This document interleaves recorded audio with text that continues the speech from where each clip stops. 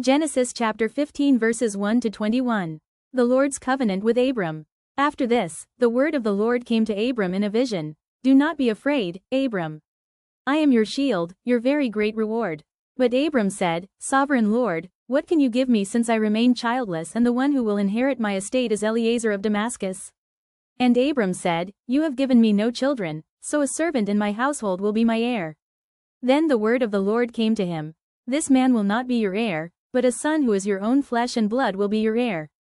He took him outside and said, Look up at the sky and count the stars, if indeed you can count them.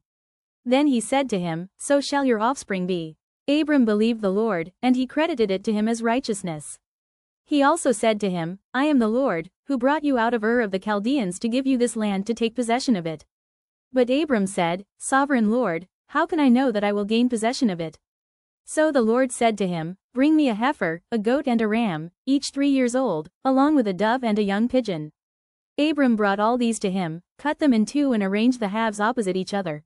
The birds, however, he did not cut in half. Then birds of prey came down on the carcasses, but Abram drove them away. As the sun was setting, Abram fell into a deep sleep, and a thick and dreadful darkness came over him. Then the Lord said to him, Know for certain that for 400 years your descendants will be strangers in a country not their own and that they will be enslaved and mistreated there. But I will punish the nation they serve as slaves, and afterward they will come out with great possessions.